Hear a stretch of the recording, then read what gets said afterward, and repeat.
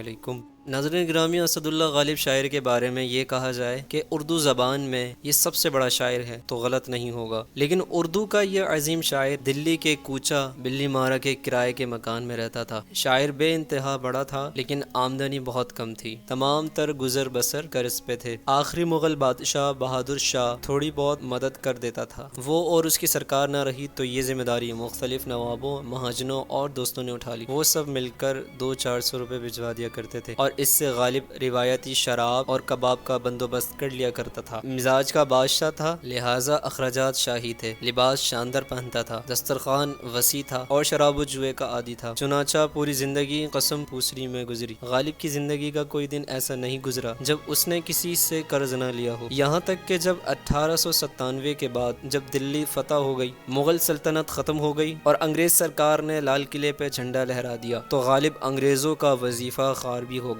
غالب اسی حالت میں 15 فروری 1869 کو وفات پا گیا اور حضرت نظام الدین اولیاء کے مزار کے راستے میں مدفون ہو گیا، لیکن اس کے ذمے قرض آج بھی واجب الادا ہے۔ آج جب اسد اللہ غالب پر کوئی مضمون یا مکالمہ لکھا جاتا ہے تو اس کے قرضوں کی تفصیل ضرور بیان کی جاتی ہے۔ غالب کی زندگی معاشی اہمیت کی بہت بڑی مثال ہے اور یہ مثال ثابت کرتی ہے کہ پیسہ شاعری اور ادب سے بھی بڑی ضرورت ہے، اور یہ غالب کے پاس نہ ہو تو وہ بھی بے چارگی کی مثال بن جاتا ہے۔ پاکستان اس وقت مجبور طور پر غالب کی صورتحال سے گزر رہا ہے۔ منحوس القوم پچھلے 75 برس سے اسد اللہ غالب جیسی زندگی گزار رہی ہے۔ قرض لے کر میں پیتے ہیں اور فاقہ مستی کے تخت نشین ہونے کا انتظار کرتے ہیں۔ ہم بے شک غالب کی طرح باصلاحیت ہیں، ہم دنیا کی پہلی مسلم اٹامک پاور ہیں، ہم آبادی کے لحاظ سے دنیا کا 5واں بڑا ملک بھی ہیں۔ اب آپ دنیا کے کسی بھی کونے میں چلے جائیں، آپ کو وہاں پاکستانی بھی مل جائیں گے اور وہ آپ کو ترقی کرتے بھی دکھائی دیں گے۔ قدرت نے ہمیں سب کچھ دے رکھا ہے،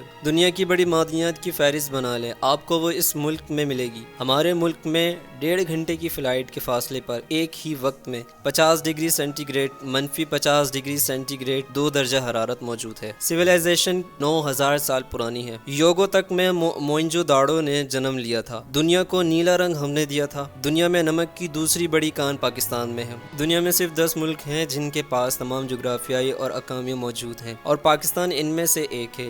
یہ ملک ہر قسم کے حادثے میں بھی سروائیو کر جاتا ہے، اور لیکن یہ اس کے باوجود بھی انتہائی قابل طرز صورتحال کا شکار ہے کیونکہ ہم نے کبھی اس کی حقیقت کا تجزیہ نہیں کیا۔ میں اگر 3 لفظوں میں پاکستان کی معیشت کو بیان کروں تو قرض، بیکاری اور قیادت کا فقدان سامنے آئے گا، اور ان تینوں چیزوں نے مل کر اس ملک کو اسد اللہ غالب خان بنا دیا اور ہم تاریخ کے خطرناک ترین بحران کا شکار ہو گئے۔ ناظرین گرامی، آج یہ بات پلے باندھ لیں کہ ہم 2023 میں 2022 کو یاد کریں گے اور ایک لمبی آہ بھر کے یہ کہیں گے کہ واہ 2022 کتنا شاندار سال تھا۔ ملک میں مہنگائی تھی لیکن کم از کم چیزیں موجود تھیں، جبکہ آج ہم سارا دن لائن میں کھڑے رہتے ہیں اور شام کو خالی ہاتھ واپس آ جاتے ہیں۔ آپ یہ بات بھی ذہن میں رکھ لیں کہ ہمارا آنے والا وقت آج کے وقت سے زیادہ مشکل ہوگا، لہٰذا آپ آج ہی سے اسی کی تیاری کر لیں، کیونکہ معیشت چلانا مفتاح اسماعیل کے بس کی بات نہیں ہے۔ اسد عمر اور شیخ سے بھی زیادہ اناڑی ثابت ہوئے ہیں اور یہ معیشت کو بھی نہیں سمجھتے اور ان کا رویہ بھی غیر سنجیدہ ہوتا ہے۔ یہ چلتے چلتے جوگت مار جاتے ہیں اور وہ جوگت معیشت کا بیڑا غرق کر جاتی ہے۔ شوکت ترین ان کے مقابلے میں 100 درجہ بہتر تھے، وہ واقعی ملک چلا رہے تھے۔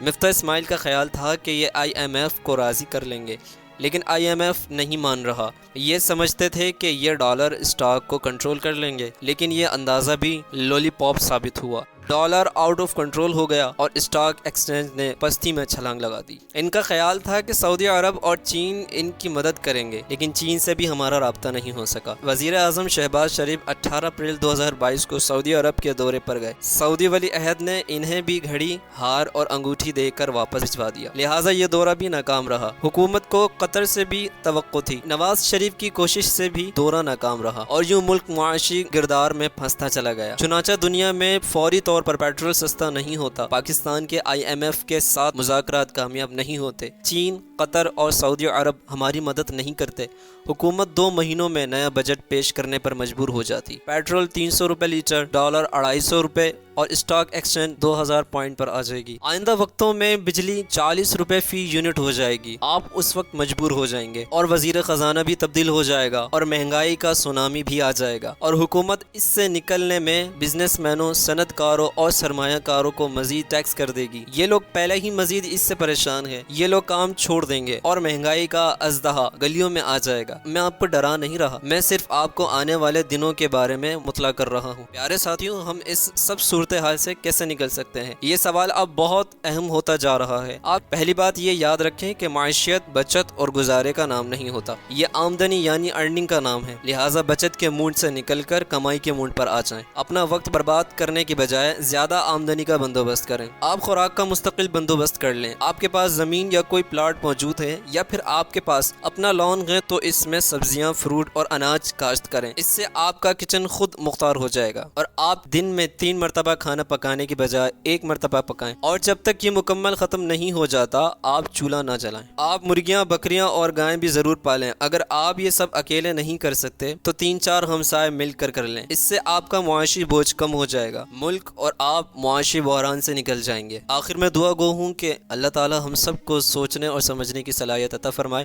اپنی خاص نظر عنایت فرمائے۔ آمین بجاہ النبی الامین صلی اللہ علیہ وسلم۔